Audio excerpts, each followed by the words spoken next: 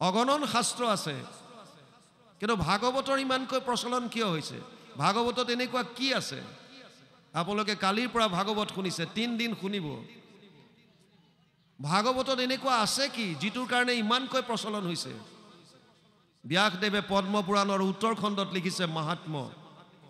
তাত তেওঁ লিখিছে, যত্ৰ যত্ৰ ভাগৱতী বৰ্ত ভক্তি আদি কাম ব্ৰজেত কথা শব্দম সমকৰ্ণম তত্ৰিকম তৰুণয়েত।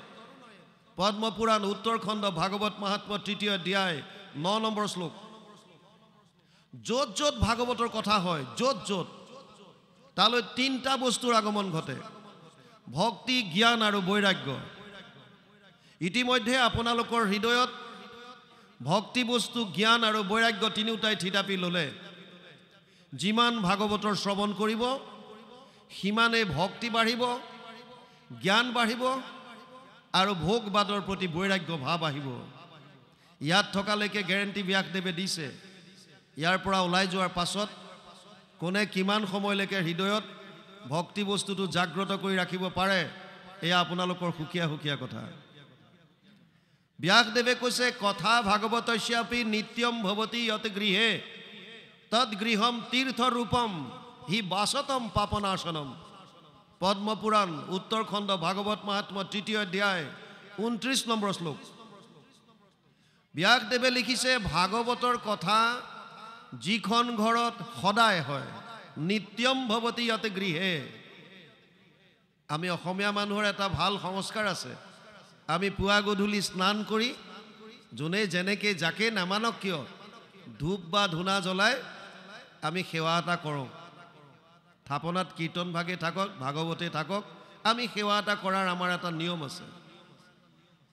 ব্যাসদেৱে কৈছে, যদি পুৱা গধূলি আপোনালোকৰ গৃহত নিয়মিতভাৱে যদি ভাগৱতৰ অকণমানো যদি অধ্যয়ন হয় বা চৰ্চা হয়, পাঠ যদি হয়, শ্লোকাৰ্ধম শ্লোক পদম শ্ৰীমদ ভাগৱত উদ্ভৱম অকণমানো যদি হয়, আপোনালোকৰ ঘৰখনে তীৰ্থক্ষেত্ৰলৈ ৰূপান্তৰিত হ'ব।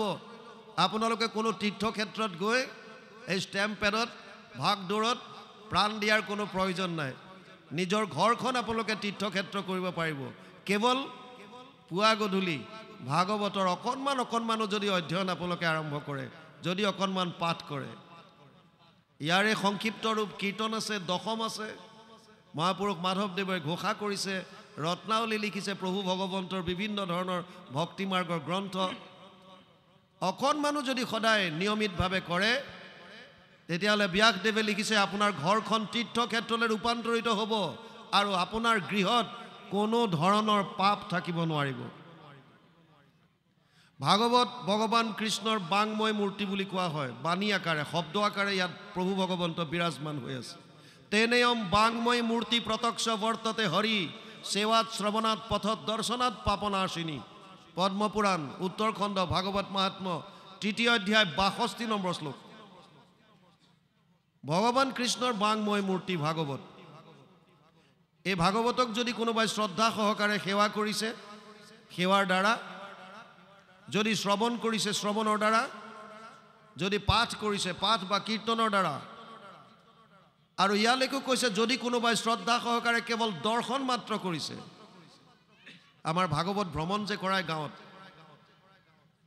যিসকল শাৰীৰিকভাৱে অসুস্থ, যিসকল অসুচিত আছে, যিসকলে ভাগৱত য'ত হৈছে তালৈ আহিব নোৱাৰে, তেওঁলোকে যদি নিজৰ ঘৰৰ পৰাই ভাগৱতৰ এটা দৰ্শনো যদি পায়, ব্যাসদেৱে লিখিছে, তেওঁৰ যত যিমান পাপ আছিল সমস্ত পাপৰ পৰা তেওঁ মুক্তি পাব। ভাগৱত ভগৱান কৃষ্ণৰ বাংময় মূৰ্তি। আন এটা গুৰুজনাই শ্ৰীমন্ত শংকৰদেৱে মাধৱ পুৰুষক কৈছে, মই কীৰ্তনত আছোঁ, দশমত আছোঁ, শুনিও মাধৱ মোৰ থাকিবাৰ স্থান, কীৰ্তন দশম মোৰ মূৰ্তিৰ সমান। কীৰ্তন দশম পুথি থাকয় যাথাত, জানিবা মাধৱ মই থাকোঁ সাক্ষাৎ। যিজন নিপুণে গুৰু আমাক বোলয়, কীৰ্তনতে দশমতে আমাক দেখয়। তাতেই তেওঁ ক্ষান্ত থকা নাই। মাধৱ পুৰুষক কৈছে, ঘোষা নামে শাস্ত্ৰখানি তুমিও কৰিবা, ঘোষা ৰত্নাৱলীৰ মাজে তুমিও থাকিবা। তাৰ মানে ভাগৱত যদি ভগৱান কৃষ্ণৰ বাংময় মূৰ্তি হয়, কীৰ্তন দশম গুৰুজনাৰ বাংময় মূৰ্তি, ঘোষা ৰত্নাৱলী মহাপুৰুষ মাধৱদেৱৰ বাংময় মূৰ্তি, আমি কি কৰিম তেতিয়া? এই বাংময় মূৰ্তিক কেৱল স্থাপন কৰি ধূপ ধূনা দি পূজা কৰি থাকিম, সেইটো কোৱা নাই। গুৰুজনাৰ যি আদৰ্শ, ভগৱান কৃষ্ণই যি ক'ব বিচাৰিছে, মহাপুৰুষ মাধৱদেৱে যিখিনি দিব বিচাৰিছে, তেওঁলোকৰ গ্ৰন্থৰাজিৰ মাজত আছে। যদি মহাপুৰুষ মাধৱদেৱক জানিব বিচাৰিছে, তেওঁৰ উপদেশ যদি ল'ব বিচাৰিছে, তেতিয়াহ'লে ঘোষা অধ্যয়ন কৰক, ৰত্নাৱলী পঢ়ক। যদি গুৰুজনাৰ উপদেশ বিচাৰিছে, গুৰুজনাক জানিব বিচাৰিছে, কীৰ্তন দশমত তেওঁ আছে বুলি কৈছে, অধ্যয়ন কৰিব লাগিব। আৰু ভগৱান কৃষ্ণৰ উপদেশৰ কাৰণে ভাগৱত, ভাগৱত ইয়াৰ এটা ডাঙৰ মাহাত্ম্য হৈছে, ই হৈছে সমস্ত শাস্ত্ৰৰ সাৰ। আমাৰ ধৰ্মটো আচলতে, যদিও আমি হিন্দু হিন্দু কওঁ, আচলতে আমাৰ ধৰ্মটো সনাতন ধৰ্ম।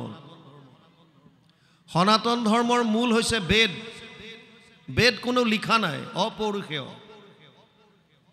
জগত সংহৰি সুতি আছা নাৰায়ণ, প্ৰথম নিশ্বাসে বাজ ভৈলা বেদগণ। কীৰ্তনত লিখিছে, বেদস্তুতি প্ৰথম কীৰ্তনতে। জগত সংহাৰ কৰি প্ৰভু ভগৱন্ত অনন্ত শয্যাত শয়ন কৰি থকা অৱস্থাত তেওঁৰ নিশ্বাসত এই বেদ বাহিৰ হৈছিল, যি বেদৰ বিস্তাৰ কৰিছে দৈপায়নে, বাদ্ৰায়ণ, দৈপায়ন, কৃষ্ণা। বেদৰ বিস্তাৰ কৰাৰ কাৰণে তেওঁৰ নাম হ'ল বেদব্যাস। 4খন বেদ, ঋক সাম যজুৰ অথৰ্বৈক্ষ চতুৰ্বেদ ঊৰ্ধ্বতে, ভাৰত পুৰাণম চ পঞ্চম বেদ উচ্যতে।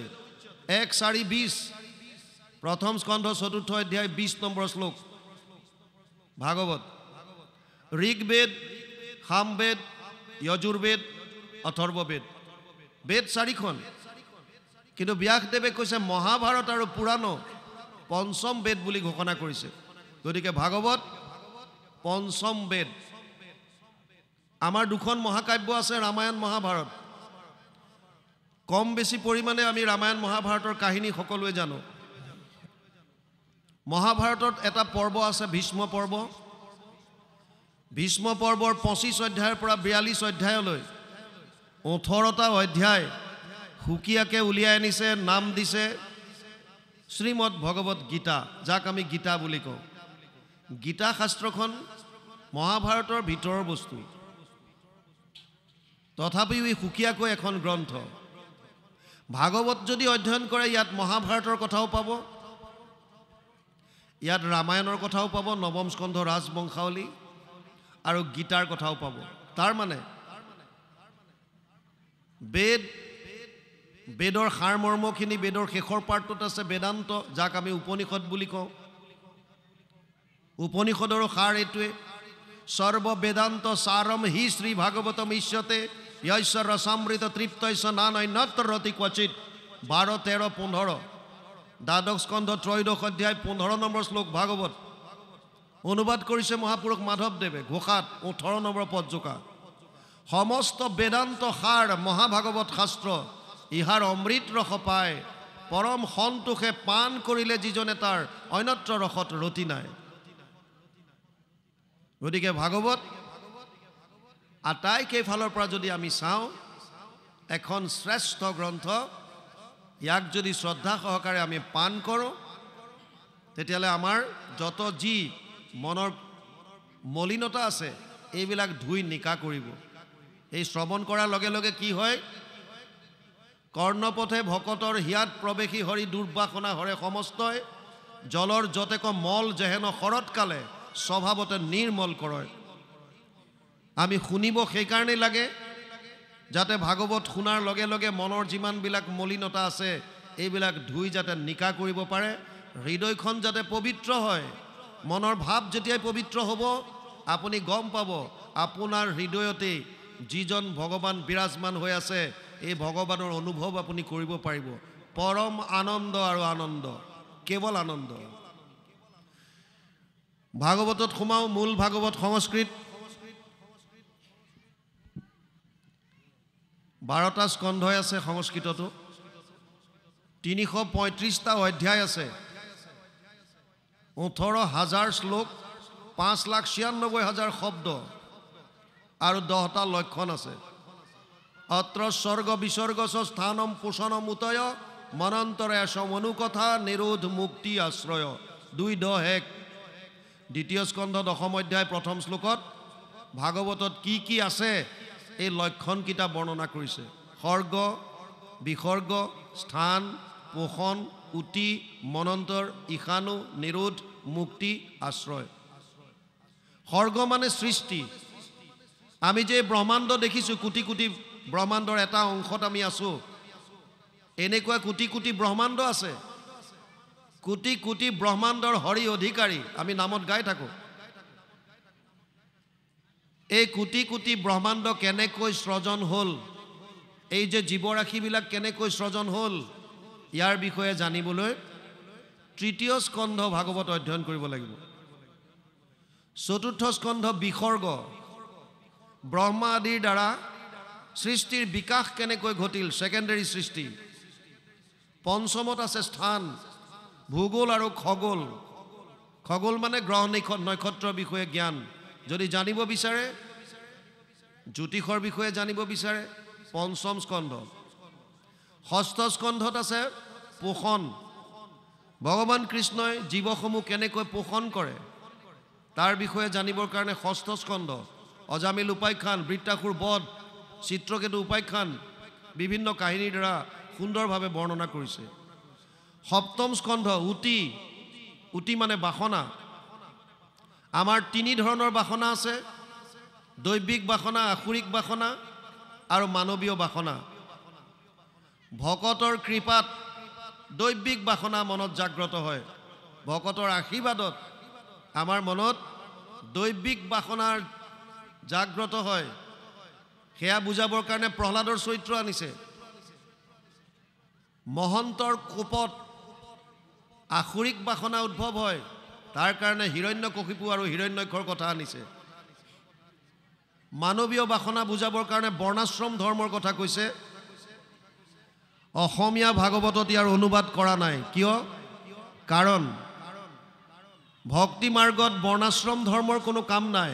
নহো জানা আমি 4 জাতি 4 আশ্ৰমী নহো আতি। আমাৰ জাতি কি তেতিয়াহ'লে? দাসৰো দাস, টান দাসৱ হৈলোঁ আমি।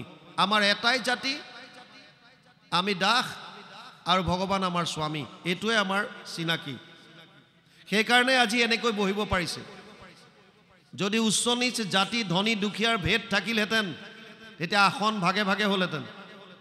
এইখিনি বেলেগ সম্প্ৰদায়ৰ, এইখিনি বেলেগৰ, এইখিনি বেলেগৰ, এইখিনি বেলেগৰ। নাই আমাৰ ভক্তি মাৰ্গত, সেইকাৰণে এইটো অনুবাদ কৰা নাই। 8মত আছে মনন্তৰ, মনু আৰু মনু পুত্ৰসকলৰ বিষয়ে জানিবলৈ 8ম স্কন্ধ অধ্যয়ন কৰিব লাগিব। 9মত আছে ৰাজবংশাৱলী, চন্দ্ৰবংশ, সূৰ্যবংশৰ বিভিন্ন ৰজা মহাৰাজাৰ কাহিনী শুনিবলৈ জানিবলৈ 9ম স্কন্ধ।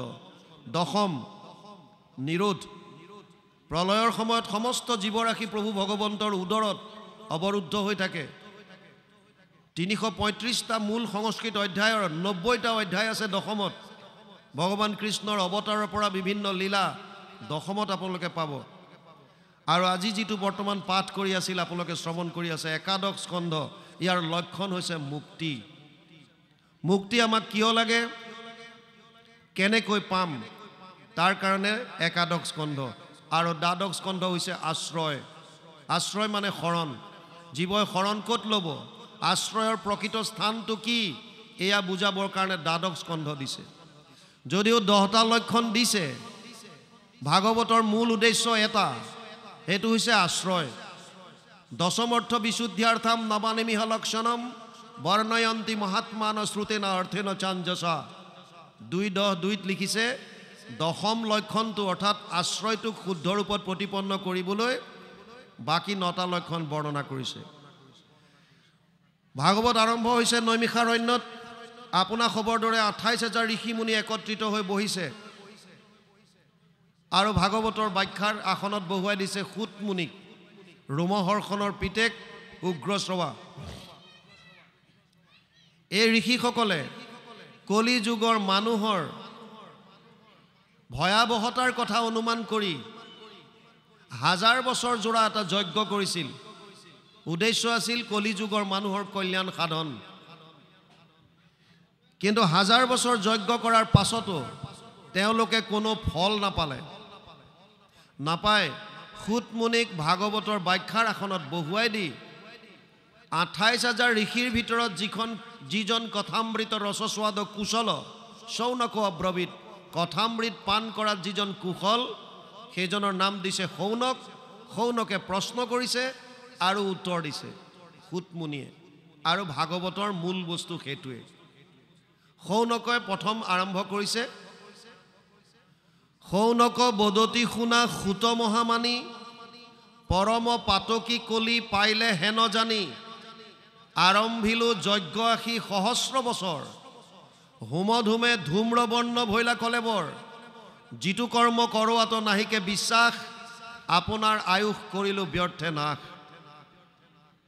সুতমুনিক কৈছে পৰম পাতকী কলিযুগ আহিছে বুলি গম পায়ে হাজাৰ বছৰ জোৰা এটা যজ্ঞ কৰিলো যজ্ঞৰ ধোঁৱাৰে আমাৰ শৰীৰ ধোঁৱা বৰণীয়া হৈ গ'ল কিন্তু তথাপিও যিটো ফল বাঞ্ছা কৰিছিলো সেইটো আমি নাপালো সেইকাৰণে তত্ৰ অঞ্জসা আয়ুষ্মান ভৱতা যত বিনিশ্চিতম পুংসাম একান্তত শ্ৰেয় তত না সংচিতুমৰ্হসি ১:১:৯ প্ৰথম স্কন্ধ প্ৰথম অধ্যায় ৯ নম্বৰ শ্লোকত শৌনকে প্ৰশ্ন আগবঢ়াই দিলে এই সুতমুনি কলি যুগৰ মানুহে কল্যাণ সাধন কৰিবৰ কাৰণে পৰম আনন্দ লাভ কৰিবৰ কাৰণে কৰিবলগীয়া শ্ৰেষ্ঠ মাৰ্গটো কি এইটো আমাক কোৱা কিন্তু উত্তৰ দিয়াৰ আগে আগে এটা সাৱধান বাণী শুনাই দিলে যে হে সুতমুনি তুমি উত্তৰ দিয়াৰ আগত কলি যুগৰ মানুহৰ সীমাবদ্ধতাবিলাক লিমিটেশনছবিলাক বুজি লোৱা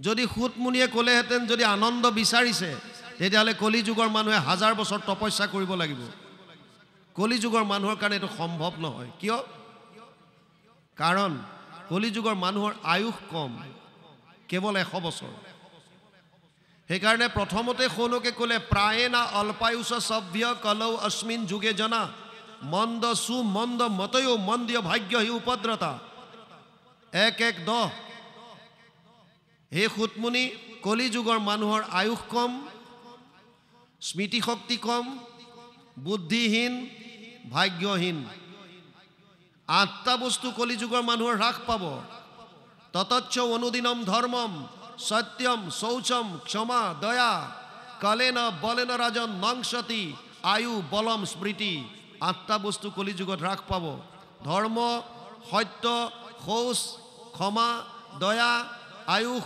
বল স্মৃতি ৮টা বস্তু ১২:২:১ দ্বাদশ স্কন্ধ ২য় অধ্যায় প্ৰথম শ্লোক ভাগৱত সেইকাৰণে শৌনকে কৈছে তুমি যিটো উপায় দিবা এই উপায়টো চাই চিতি দিবা কলি যুগৰ মানুহে যাতে অৱলম্বন কৰিব পাৰে আৰু এই ২৮,০০০ ঋষি মুনি এনেকুৱাও নহয় যে লিখা পঢ়া নজনা এনেৰে আহিছে ২৮ সহস্ৰ ঋষি বেদত প্ৰধান সব বেদজ্ঞ সেইকাৰণে তেওঁলোকে প্ৰথমে ক'লে যে হে সুতমুনি তুমি এনেকৈ নাভাবিবা যে আমি একো নপঢ়া নুশুনাকৈ আহিছোঁ তোমাৰ পৰা শুনিবলৈ নহয় আমি বহুত শাস্ত্ৰ অধ্যয়ন কৰিলোঁ শাস্ত্ৰ অগণন আছে আৰু মাৰ্গ বহুত দেখুৱাইছে কোনোবা শাস্ত্ৰত যদি কৈছে যাগ যজ্ঞ পূজা পাতল কোনোবাই কৈছে দান দক্ষিণা কোনোবাই কৈছে জপ তপ তীৰ্থ কোনোবাই কৈছে ধ্যান ধাৰণা সমাধি আমি কৰিম কোনটো ভূৰিণী ভূৰি কৰ্মাণি শ্ৰুতব্যানি বিভাগস অত সাধু অত্ৰ ইয়ত সাৰম সমুদ্ৰিত্য মনীষয়া মাম ব্ৰূহি শ্ৰদ্ধানাম যেন আত্মা সম্প্ৰসিদতি ১:১:১১ শৌনকে ক'লে শাস্ত্ৰ বিভিন্ন আৰু মাৰ্গ দিছে বিভিন্ন সেইকাৰণে তুমি সমস্ত শাস্ত্ৰৰ সাৰ উদ্ধাৰ কৰি কলি যুগৰ মানুহৰ কাৰণে শ্ৰেষ্ঠ যিটো মাৰ্গ এইটো আমাক দেখুৱাই দিয়া আৰু তেতিয়া সুতমুনিয়ে ভাগৱত কোৱা আৰম্ভ কৰিছে প্ৰথমে ক্লিয়াৰ কৰি দিলে কলি যুগৰ মানুহৰ কাৰণে শ্ৰেষ্ঠ ধৰ্ম কি সবেই পুংসাম পৰো ধৰ্ম যত ভক্তিৰ অধোক সজে অহেতুকি অপ্ৰতিহত যেন আত্মা সম্প্ৰসিদতি কলি যুগৰ মানুহৰ শ্ৰেষ্ঠ ধৰ্ম এটাই এইটো হৈছে কৃষ্ণত একান্ত ভক্তি শৰ্ত দিছে মাত্ৰ দুটা কেনেকৈ কৰিব লাগিব ভক্তি নিষ্কামভাৱে নিৰন্তৰভাৱে, যি দুটা আমি পৰা নাই। আমি ভগৱানৰ ওচৰত যাওঁ, কিন্তু দুনিয়াভৰৰ লিষ্ট গাওঁ। অমুকটো লাগে, তমুকটো লাগে, তমুকটো লাগে, বিভিন্ন ধৰণৰ 125 টকাৰ শৰাই আগবঢ়াই পেলাই 50 লাখ টকাৰ কণ্ট্ৰেক্ট বিচাৰোঁ। কণ্ট্ৰেক্টটো মোৰ নামত কৰি দিয়া, শৰাই এভাগ দিছোঁ তোমালৈ। কেৱল আৰু কেৱল আশা, কেৱল আৰু কেৱল তৃষ্ণা। ভগৱানে গীতাত কৈছে, চতুৰ্বিধা ভজন্তে মাম জনা সুকৃতি ন অৰ্জুন আৰ্ত জিজ্ঞাসু অৰ্থাৰ্থী জ্ঞানী চ ভৰতৰ্ষভ। 7ম অধ্যায় 16 নম্বৰ শ্লোক গীতা। হে অৰ্জুন, 4 ধৰণৰ মানুহ মোৰ ওচৰলৈ আহে। এবিধ হৈছে বিপদত পৰি, গজেন্দ্ৰৰ দৰে। গজেন্দ্ৰ উপাখ্যান আপোনালোকে শুনিছে। গজেন্দ্ৰ যেতিয়া পৰিয়াল পৰিজনৰ লগত থাকে, চাৰিওফালে যেতিয়া পুৰা থাকে বডিগাৰ্ড, যিফালে যায় বন গোটেই ঘাঁহ বন ভাঙি ছিঙি চুৰমাৰ কৰি যায়। জীৱ জন্তু দূৰতে দেখি পেলাই সেৱা কৰে। যেনেকৈ আমাৰ কোনোবা আহিলে 21খন 22খনলৈকে গাড়ী চলায়, ট্ৰেফিক চেফিক বন্ধ কৰি দিয়ে। সাধাৰণ মানুহৰ যি হয় হওক, দূৰৰ পৰাই নমস্কাৰ কৰিব, উপায় নাই, ধোৱাই যাব তেওঁলোকে গোটেই। পাৱাৰত থকালৈকে তেনেকুৱাই। আৰু যেতিয়া গজেন্দ্ৰ হ্ৰদত নামিল, হ্ৰদত নমাৰ লগে লগে যেতিয়া গ্ৰাহে ধৰিলে, যিমানবিলাক আছিলে কাষে বাৰে চব লাহে লাহে পাল্টি মাৰি দিলে। আপোনাৰ ধন টকা পইচা যেতিয়া হাতত নাইকিয়া হ'ব, আপোনাৰ হাতত শক্তি নাইকিয়া হ'ব, ৰাজনীতিৰ পাৱাৰ নাইকিয়া হ'ব, আজি আগে পিছে যিমান 100 জন ঘূৰি আছে, এটাও দেখিবলৈ নাপাব, কোনো নাথাকে, কেৱল চব সুবিধাবাদী। আমি যে ভাবিছোঁ আমাৰ লগত ইমানবিলাক আছে, সময়ত কাকো বিচাৰি নাপাব। গজেন্দ্ৰই সময়ত কাকো নাপালে, চব ছাইড মাৰি দিলে। শেষত উপায়ন্তৰ হৈ এটাই আশ্ৰয়স্থান বিচাৰি পালে, আৰু পদুম ফুলপাহ সুৰেৰে মেৰিয়াই ত্ৰাহি হৰি বুলি ভগৱানৰ চৰণত শৰণ ল'লে। লগে লগে প্ৰভু ভগৱন্ত গৰুড়ত উঠি আহি সুৰত ধৰি পেলাই বাহিৰলৈ টানি চক্ৰ দি পেলাই গ্ৰাহৰ মুখখন ফালি গজেন্দ্ৰক মুক্তি দিলে। আৰ্ত বিপদত পৰি আমিও ৰাম নাম লওঁ, বিপদ যোৱাৰ লগে লগে ভগৱানৰ কথা পাহৰোঁ। দ্বিতীয়টো হৈছে জিজ্ঞাসু। এচাম লোক আছে যোনে জানিব বিচাৰে সঁচাকে মইনো কোন আছিলোঁ, ক'ৰ পৰা আহিলোঁ, মই কি কৰা উচিত, আৰু মোৰ মৃত্যু হ'লেনো মই ক'লৈ যাম।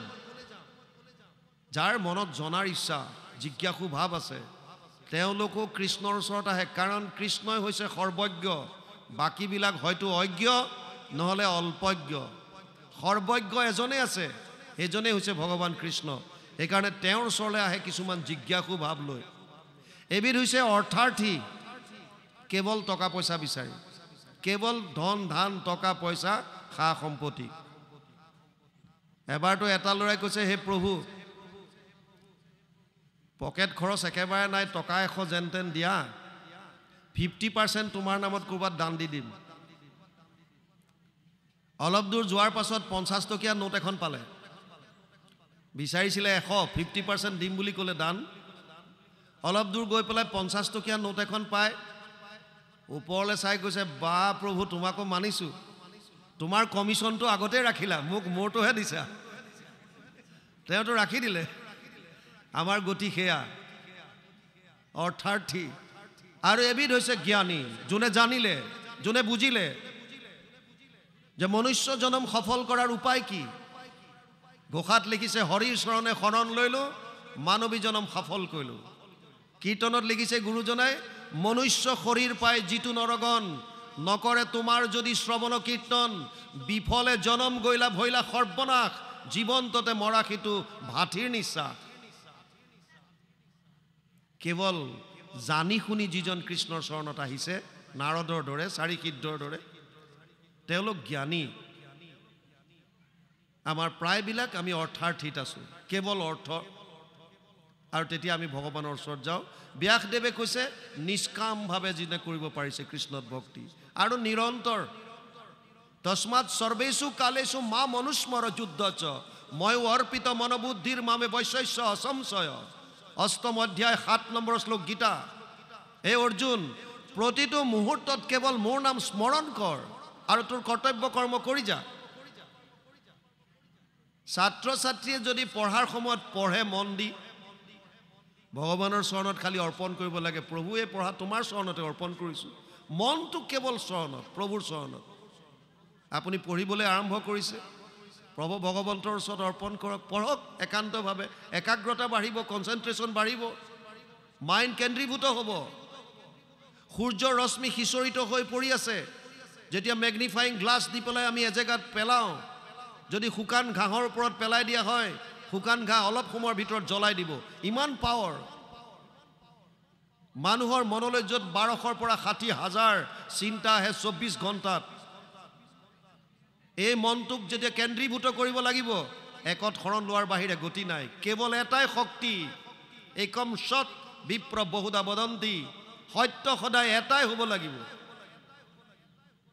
আমাক ভ্ৰমিত কৰি ৰাখিছে, নিৰন্তৰভাৱে ল'বলৈ দিছে। তস্মাৎ সৰ্বেষু কালেষু মা মনুস্মৰ, প্ৰতিটো মুহূৰ্তত মোক স্মৰণ কৰ আৰু নিজৰ কৰ্তব্য কৰি যা। মন বুদ্ধিবোৰ অৰ্পণ কৰি থ, তই পৰম আনন্দ লাভ কৰিব পাৰিবি, মোক পাবি। ভাগৱত আগবাঢ়িছে, একাদশ স্কন্ধ, ইয়াত পাঠ হৈ আছে ভগৱান কৃষ্ণই ভূমিভাৰ হৰণ কৰাৰ পাছত যদুবংশ কেনেকৈ এতিয়া নাশ কৰিব, তাৰ গোটেই প্লানিং। তাৰ আগতে বুজক ভগৱানে অৱতাৰ কিয় লয়। গীতাত অৰ্জুনৰ মনৰ সংশয়বিলাক দূৰ কৰি কৰি 4ৰ্থ অধ্যায়ত ভগৱান কৃষ্ণই অৰ্জুনক ক'লে, হে অৰ্জুন, মই তোক যিবিলাক জ্ঞান এতিয়ালৈকে ক'লোঁ, যিমানবিলাক যোগৰ কথা মই ক'লোঁ, এয়া আগতে মই সূৰ্যক কৈছিলোঁ। সূৰ্যই মনুক ক'লে, মনুৱে ইক্ষাকুক ক'লে, ইমাম বিবস্বতে যোগম প্ৰোক্তমানহম অব্যয়ম বিবস্বান মনুৱে প্ৰাহু মনু ইচ্ছাকয়ে অব্ৰবীত এবং পৰম্পৰা প্ৰাপ্তম ইমাম ৰাজৰ্ষয়ু বিদু স কালে নেহমহতা যোগনস্ত পৰম তপ। মই তোক যি যোগৰ কথা কৈছোঁ, যি জ্ঞানৰ কথা কৈছোঁ, আগতে মই সূৰ্যক ক'লোঁ, সূৰ্যই মনুক ক'লে, মনুৱে ইক্ষাকুক ক'লে, আৰু এনেকৈ পৰম্পৰাগতভাৱে শ্ৰৱণৰ দ্বাৰা এই জ্ঞান ক্ৰমাগতভাৱে আহি আছিল। কিন্তু কালৰ সোঁতত এই জ্ঞান নাইকিয়া হ'ল। অৰ্জুনৰ মনত সংশয় হ'ল, আমাৰ দুটা জন্ম একেলগে, আৰু এওঁ কৈছে মই সূৰ্যক ক'লোঁ, সূৰ্যটো বহুত আগৰ, কেনেকৈ ক'ব পাৰে? প্ৰশ্ন কৰিলে, অপৰম ভৱতু জন্ম পৰজন্ম বিবস্বত কথম এতদ বিজানিয়ম ত্বম আদৌ প্ৰোক্তমানিতি। প্ৰথম দুটা শ্লোক 4ৰ্থ অধ্যায় 1 আৰু 2, এতিয়া কোৱাটো 4 নম্বৰ। অপৰম ভৱতু জন্ম পৰজন্ম বিবস্বত, তোমাৰ জন্মটো এতিয়া হৈছে মোৰ লগত, আৰু সূৰ্যটো অদিতি বহুত আগৰ। কেনেকৈ মই কেনেকৈ মানি ল'ম তুমিয়ে যে সূৰ্যক কৈছিলা? তেতিয়া ভগৱান কৃষ্ণই তেওঁৰ অৱতাৰৰ পোলটো খুলি দিয়ে। তেওঁ কয়, বহুনি মে ব্যতীতানি জন্মানি তব চ অৰ্জুন তানি অহম বেদ সৰ্বাণি না ত্বম বেত্থ পৰম তপ। 4ৰ্থ অধ্যায় 5 নম্বৰ শ্লোক গীতা। হে অৰ্জুন, তোৰে মোৰে আগতে বহুতবাৰ জন্ম হৈছে, আগৰ কথাবিলাক মই জানো, কিন্তু তই নাজানো। আমাৰো গতি একেই, আমি আগৰ কথা নাজানো। আগৰটো বাদ দিয়ক, আজি 2-3 দিনৰ আগত কোনে কি খাইছিল সেইটোও চিন্তা কৰিব লাগিব। কলি যুগৰ মানুহৰ স্মৃতি শক্তিটো কমি গৈছে, মনতেই নাথাকে। ক'ত কি থলোঁ বস্তুটো অলপ পিছত সেইটোও পাহৰোঁ। গাড়ী চাবিটো ক'ত থলোঁ, পাৰ্চটো ক'ত থলোঁ, অলপ বিচাৰি ফুৰিব লাগে। আপোনালোকে জানি আচৰিত হ'ব, অফিচ কাছাৰীবিলাকত ফাইল বিচাৰোঁতে বহুত সময় যায়, কেৱল ফাইলটো বিচাৰোঁতে। কোনো ছিষ্টেম নাই। এটা ফাইল বিচাৰিবৰ কাৰণে ঘণ্টাৰ উপৰি ঘণ্টা লগাই দিব, অলপ পুৰণা ইনফৰমেশ্যন যদি বিচাৰে। ভগৱানে কৈছে, তোৰে মোৰে জন্ম বহুবাৰ হ'ল আগতে, মোৰ চব মনত আছে, তোৰ মনত নাই। হে অৰ্জুন, অজু অপিশন অব্যয়ী আত্মা ভূতানাম ঈশ্বৰ অপিশন প্ৰকৃতি শ্যাম অধিষ্ঠায় সম্ভৱামি আত্মমায়া। যদিও মই অজ, 4ৰ্থ অধ্যায় 6 নম্বৰ শ্লোক গীতা, যদিও মোৰ জন্ম নাই, যদিও মই সমস্ত ভূতৰ ঈশ্বৰ, তথাপিও মাজে মাজে মই মোৰ মায়াক অধিষ্ঠান কৰি অৱতাৰ ধাৰণ কৰিবলৈ বাধ্য হওঁ। কেতিয়া? যদা যদা হি ধৰ্মস্য গ্লানিৰ্ভৱতি ভাৰত অদ্ভুত্যানম অধৰ্মস্য তদাত্মানম সৃজম্যহম পৰিত্ৰাণায় সাধূনাম বিনাশায় চ দুষ্কৃতাম ধৰ্ম সংস্থাপনাৰ্থায় সম্ভৱামি যুগে যুগে। ৪ৰ্থ অধ্যায় ৭ আৰু ৮ নম্বৰ শ্লোক গীতা। হে অৰ্জুন, যেতিয়া যেতিয়া ধৰ্মৰ গ্লানি হয়, অধৰ্মৰ উত্থান হয়, সাধু সন্ত মহন্তৰ ওপৰত অত্যাচাৰ বৃদ্ধি পায়, তেতিয়া মই অৱতাৰ ল'বলৈ বাধ্য হওঁ। মূল কাৰণ ৩টা। পৰিত্ৰাণায় সাধূনাম, ভকতসকলক ৰক্ষা কৰিবলৈ। বিনাশায় চ দুষ্কৃতাম, দুষ্কৃতিকাৰীক নাশ কৰিবলৈ। ধৰ্ম সংস্থাপনাৰ্থায়, ধৰ্মক পুনৰ সংস্থাপন কৰিবৰ কাৰণে। ৩টা মূল কাৰণত মই অৱতাৰ হওঁ।